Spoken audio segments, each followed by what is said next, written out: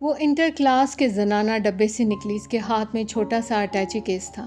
جاوید پشاور سے اسے دیکھتا چلا آ رہا تھا۔ راولپنڈی کے اسٹیشن پر گاڑی کافی دیر ٹھہری تو وہ ساتھ والے زنانہ ڈبے کے پاس سے کئی مرتبہ گزرا۔ لڑکی حسین تھی۔ جاوید اس کی محبت میں گرفتار ہو گیا۔ اس کی ناک کی پھننگ پر چھوٹا سا تل تھا، گالوں میں ننھے منھے گڑھے تھے جو اس کے چہرے پر بہت بھلے لگتے تھے۔ راولپنڈی اسٹیشن پر اس لڑکی نے کھانا منگوایا۔ بڑے اطمینان سے ایک ایک نوالہ اٹھا کر اپنے منہ میں ڈالتی رہی۔ جاوید دور کھڑا یہ سب کچھ دیکھتا رہا۔ اس کا جی چاہتا تھا کہ وہ بھی ساتھ بیٹھ جائے اور دونوں مل کر کھانا کھائیں۔ وہ یقیناً اس کے پاس پہنچ جاتا، مگر مصیبت یہ تھی کہ ڈبہ زنانہ تھا، عورتوں سے بھرا ہوا۔ یہی وجہ ہے کہ جرأت نہ کر سکا۔ لڑکی نے کھانا کھانے کے بعد ہاتھ دھوئے جو بہت نازک تھے۔ لمبی لمبی مخروطی انگلیاں جن کو اس نے اچھی طرح صاف کیا اور اٹیچی کیس سے تولیہ نکال کر اپنے ہاتھ پونچھے، پھر اطمینان سے اپنی سیٹ پر بیٹھ گئی۔ جاوید گاڑی چلنے تک اس کی طرف دیکھتا رہا، آخر اپنے ڈبے میں سوار ہو گیا اور اسی لڑکی کے خیالوں میں غرق ہو گیا۔ معلوم یہ ہوتا ہے کہ بڑے اچھے گھرانے کی ہے۔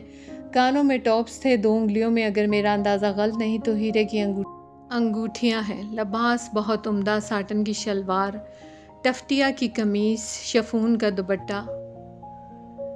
حیرت ہے کہ گھٹیا درجے میں کیوں سفر کر رہی ہے۔ پشاور سے آئی ہے۔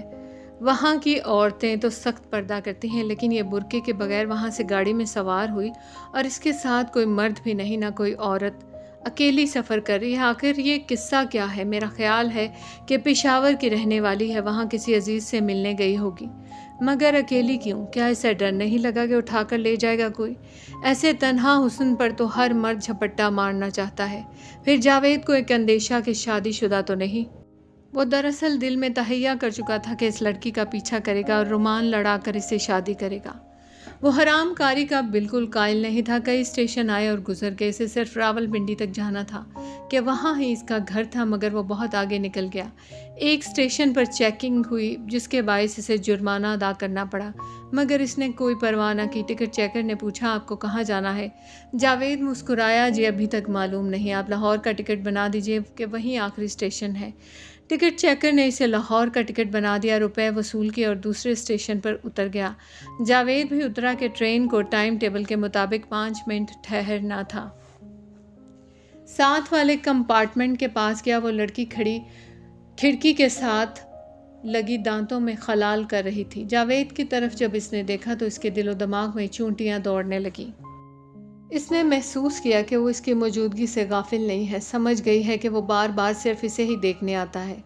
جاوید کو دیکھ کر وہ مسکرائے، اس کا دل باغ باغ ہو گیا، مگر جاوید فرتے جذبات کی وجہ سے فوراً وہاں سے ہٹ کر اپنے ڈبے میں چلا گیا، رومانوں کی دنیا کی سیر کرنے لگا۔ اس کو ایسا محسوس ہو رہا تھا کہ اس کے آس پاس کی تمام چیزیں مسکرا رہی ہیں۔ ٹرین کا پنکھا مسکرا رہا ہے، کھڑکی سے باہر تار کھمبے مسکرا رہے ہیں، انجن کی سیٹی مسکرا رہی ہے، اور وہ بدصورت مسافر جو اس کے ساتھ بیٹھا تھا، اس کے موٹے موٹے ہونٹوں پر بھی مسکراہٹ ہے۔ اس کے اپنے ہونٹوں پر مسکراہٹ نہیں تھی، لیکن اس کا دل مسکرا رہا تھا۔ اگلے اسٹیشن پر جب وہ ساتھ والے کمپارٹمنٹ کے پاس گیا تو وہ لڑکی وہاں نہیں تھی۔ اس کا دل دھک سے رہ گیا۔ کہاں چلی گئی؟ کہیں پچھلے اسٹیشن پر تو نہیں اتر گئی جہاں اس نے ایک مسکراہٹ سے مجھے نوازا تھا؟ نہیں، غسل خانے میں ہوگی۔ وہ واقعی غسل خانے ہی میں تھی۔ 1 منٹ کے بعد وہ کھڑکی میں نمودار ہوئی، جاوید کو دیکھ کر مسکرائی اور ہاتھ کے اشارے سے اس کو بلایا۔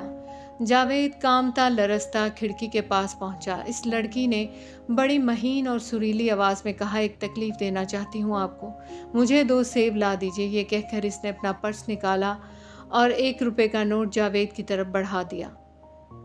جاوید نے جو اس غیر متوقع بلاوے سے قریب برق زدہ تھا، 1 روپے کا نوٹ پکڑ لیا، لیکن فوراً اس کے ہوش و حواس برقرار ہو گئے۔ نوٹ واپس دے کر اس نے لڑکی سے کہا، آپ یہ رکھیے، میں سیب لے آتا ہوں، اور وہ پلیٹ فارم پر اس ریڑھی کی طرف دوڑا جس میں پھل بیچے جاتے تھے۔ اس نے جلدی 6 سیب خریدے کیونکہ وصل ہو چکی تھی۔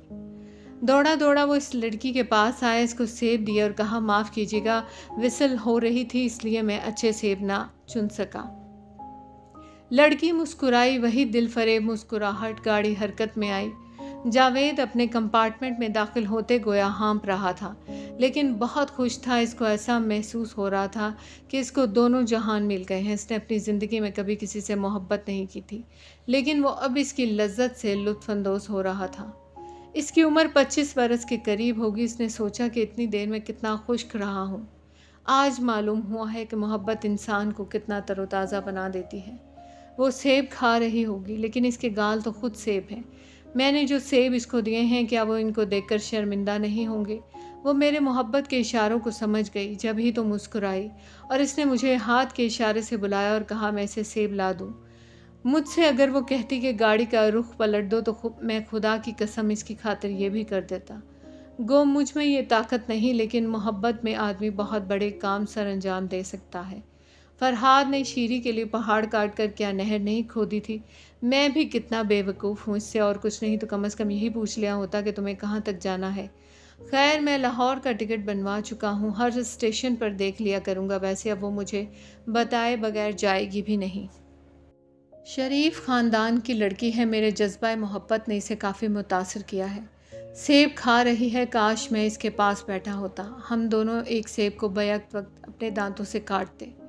میں اس کے گھر کا پتہ لوں گا، ذرا اور باتیں کر لوں، پھر راول پنڈی پہنچ کر امی سے کہوں گا کہ میں نے ایک لڑکی دیکھ لی ہے، اس سے میری شادی کر دیجیے۔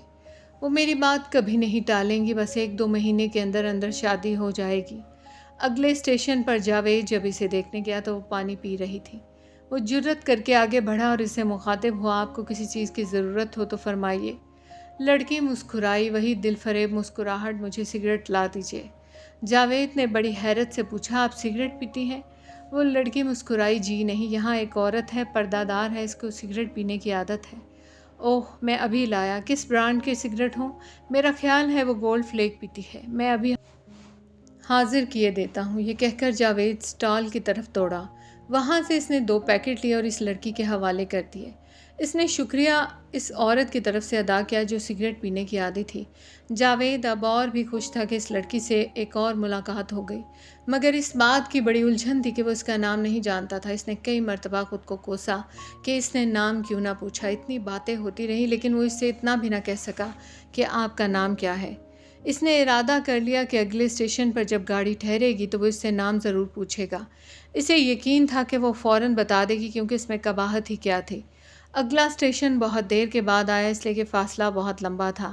جاوید کو بڑی کوفت ہو رہی تھی۔ اس نے کئی مرتبہ ٹائم ٹیبل دیکھا، گھڑی بار بار دیکھی۔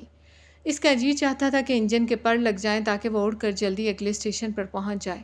گاڑی ایک دم رک گئی۔ معلوم ہوا کہ انجن کے ساتھ ایک بھینس ٹکرا گئی ہے۔ وہ اپنے کمپارٹمنٹ سے اتر کر ساتھ والے ڈبے کے پاس پہنچا، مگر لڑکی اپنی سیٹ پر موجود نہیں تھی۔ مسافروں نے مری کٹی بھینس کو پٹری سے ہٹانے میں کافی دیر لگا دی۔ اتنے میں وہ غالباً دوسری طرف تماشا دیکھنے میں مشغول تھی۔ آئی اور اپنی سیٹ پر بیٹھ گئی۔ جاوید پر اس کی نظر پڑی تو مسکرائی، وہی دل فریب مسکراہٹ۔ جاوید کھڑکی کے پاس گیا، مگر اس کا نام نہ پوچھ سکا۔ لڑکی نے اس سے کہا، یہ بھینسیں کیوں گاڑی کے نیچے آ جاتی ہیں؟ جاوید کو کوئی جواب نہ سوجھا۔ گاڑی چلنے والی تھی، اس لیے وہ اپنے کمپارٹمنٹ میں چلا گیا۔ کئی اسٹیشن آئے مگر وہ نہ اترا۔ آخر لاہور آ گیا۔ پلیٹ فارم پر جب گاڑی رکی تو وہ جلدی جلدی باہر نکلا۔ لڑکی موجود تھی۔ جاوید نے اپنا سامان نکلوایا اور اس سے، جس نے ہاتھ میں اٹیچی کیس پکڑا ہوا تھا، کہا، لائیے یہ اٹیچی کیس مجھے دے دیجیے۔ اس لڑکی نے اٹیچی کیس جاوید کے حوالے کر دیا۔ کلی نے جاوید کا سامان اٹھایا اور دونوں باہر نکل گئے۔ جاوید نے اس سے پوچھا کہ آپ کو کہاں جانا ہے؟ لڑکی نے بڑے نرم و نازک لہجے میں جواب دیا، جی راوی روڈ۔ چلیے میں آپ کو وہاں چھوڑ آتا ہوں، بہت بہت شکریہ۔ تانگا راوی روڈ سے گزر رہا تھا۔ جاوید نے اس لڑکی سے پوچھا، کہاں جائیے گا اب آپ؟ لڑکی کے ہونٹوں پر وہی دل فریب مسکراہٹ پیدا ہوئی، جی ہیرا منڈی۔ جاوید بوکھلا سا گیا، کیا آپ وہاں رہتی ہیں؟ لڑکی نے بڑی سادگی سے جواب دیا، جی ہاں، میرا مکان دیکھ لیں، آج رات میرا مجرا سننے ضرور آئیے گا۔ جاوید پشاور سے لے کر لاہور تک اپنا مجرا سن چکا تھا۔